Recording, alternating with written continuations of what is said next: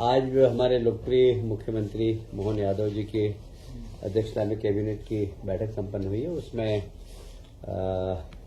Cabinet के पूर्व माननीय मुख्यमंत्री जी ने अपने जापान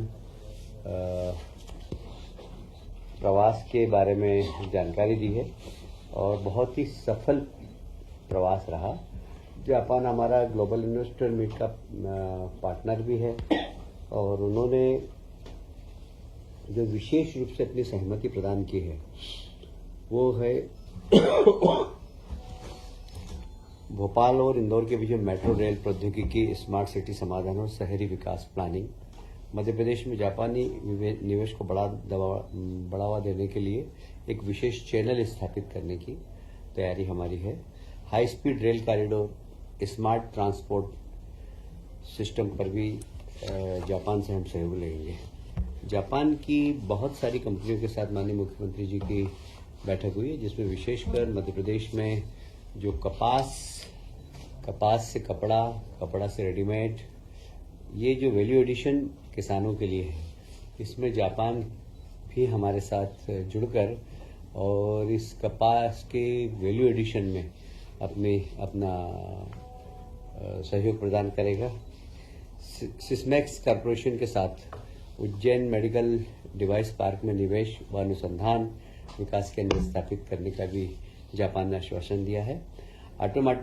ऑटोमोटिव सेक्टर में विस्तार और ईवी मैन्युफैक्चरिंग, आजकल आप जानते हैं कि इलेक्ट्रिक व्हीकल्स की एकदम डिमांड बढ़ी है, तो उसकी मैन्युफैक्चरिंग के लिए भी जापान ने अपनी सहमति प्रदान की है।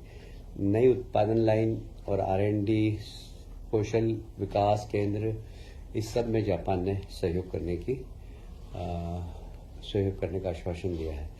विकास एजेंसियों के सहयोग से JETRO, Japan external trade organization तथा मध्य प्रदेश में एक कार्यालय स्थापित करेंगे, जो कि व्यापार सुविधाओं के लिए एक फ्रेमवर्क तैयार करेंगे।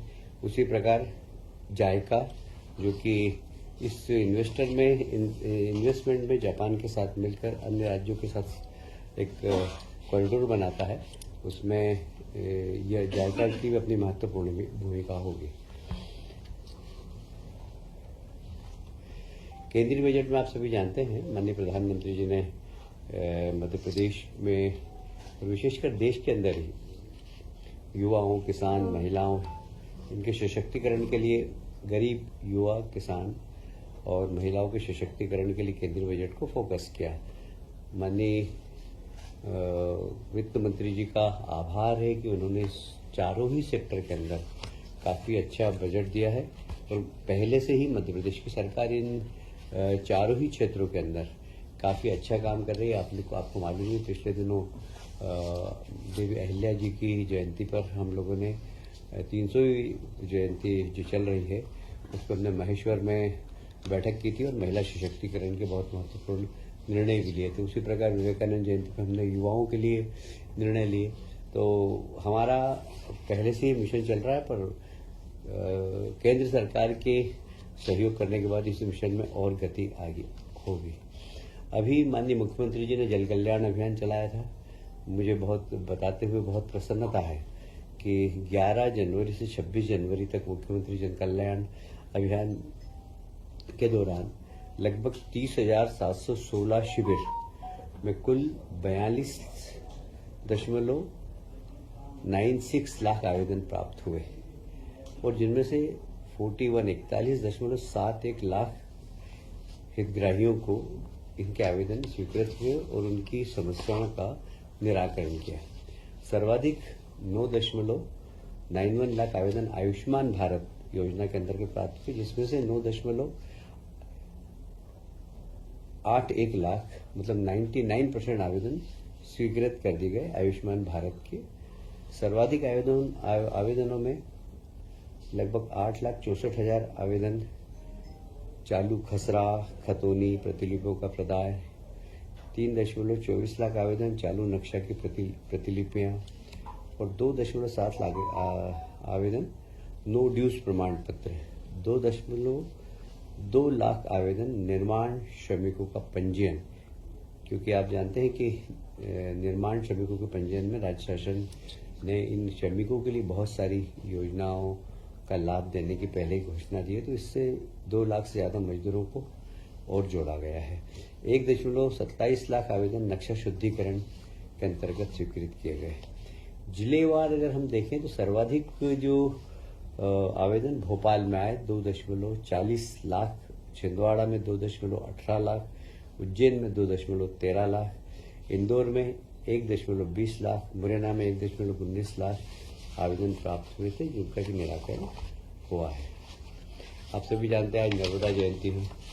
मैं भी आज सुबह गया था और सारे देश भर में बहुत शान से नर्मदा जी जयंती मन रही है और विशेषकर नर्मदा हमारे प्रदेश की जीवनदायिनी है। नर्मदा के माध्यम से हमारा जो सिंचाई का रकबा हमने अधिकतम पानी का उपयोग करके लगभग 40 लाख हेक्टेयर बढ़ाया है। 40 लाख हेक्टेयर बढ़ाने का हमारी मतलब प्लानिंग एरिया के अंदर तो 40 लाख हेक्टेयर अगर देश के अंदर इरिगेशन सिर्फ नर्मदा जी के माध्यम से होता, आप समझ सकते हैं प्रदेश के सिंचाई में नर्मदा जी का कितना बड़ा योगदान है। प्रधानमंत्री आवास योजना प्रथम चरण, आपको मालूम है कि देश के अंदर हमने बहुत ही सफलतापूर्वक प्रथम चरण हमने मनाया। लगभग 9.5 लाख आवास हमारे स्वीकृत किए थे, उसमें से 8.5 लाख लगभग हमने मकान लोगों को आवंटित कर दिया। उसमें मध्य प्रदेश को देश भर में दूसरे नंबर पर सम्मानित किया गया और मध्य प्रदेश को इसके अलावा भी बहुत सारे पुरस्कार मिले हैं प्रधानमंत्री आवास में अच्छा काम करने के लिए। अभी 2.0 माननीय प्रधानमंत्री जी ने स्वीकृति प्रदान की है और उसमें 1 करोड़ मकान बनाने की उन्होंने सारे देश में घोषणा की, जिसमें 10 लाख मकान मध्य प्रदेश ने बनाने का निर्णय लिया है। और ये वही उसी प्रकार की स्कीम है। इसमें एक तो बेनिफिशियरी लेड कंस्ट्रक्शन मतलब BLC, जिसके अंदर हम खुद बना कर देते हैं मकान, और फिर दूसरी है अफोर्डेबल हाउसिंग इन पार्टनरशिप। ये यदि कोई व्यक्ति का प्लाट है, पट्टा है, तो हम सीधा उसको हम उसके खाते में जमा कर देते हैं पैसा। तीसरा है हमारा अफोर्डेबल रेंटल हाउसिंग। ये प्रधानमंत्री जी ने पिछली बार घोषणा की थी कोविड के समय कि ऐसे लोग जो शहरी क्षेत्र में आते हैं, जाते हैं, कहीं पर इंडस्ट्री लग रही है तो वहाँ मजदूर आता है, कहीं पर कंस्ट्रक्शन के काम चल रहे हैं, रोड कंस्ट्रक्शन चल रहा है तो मजदूर कहाँ रहेगा। तो ऐसे अफोर्डेबल रेंटल हाउसिंग बनाना चाहिए, जिसके लिए इस योजना में सम्मिलित किया गया है। इसमें छात्र भी रह सकते हैं, वर्किंग वुमेन्स भी रह सकती है, तो इस योजना के अंतर्गत वो भी एक सम्मिलित किया गया है। ऐसे ही इंटरेस्ट सब्सिडी जो मिलती है उसमें थोड़े से अपर मिडिल क्लास के लोग भी इसका लाभ ले लेते हैं। तो ये 4 वर्ग के अंदर मकान बनेंगे। इसमें लगभग 10 लाख मकान बनाने का हमने निर्णय लिया है। अब इसमें किन किन लोगों को मकान मिले, इसके लिए भी केंद्र सरकार ने गाइडलाइन दी है। विशेषकर हमारी वो महिलाएं जो विधवा नहीं बोलते हैं आजकल, क्या बोलते हैं, कल्याणी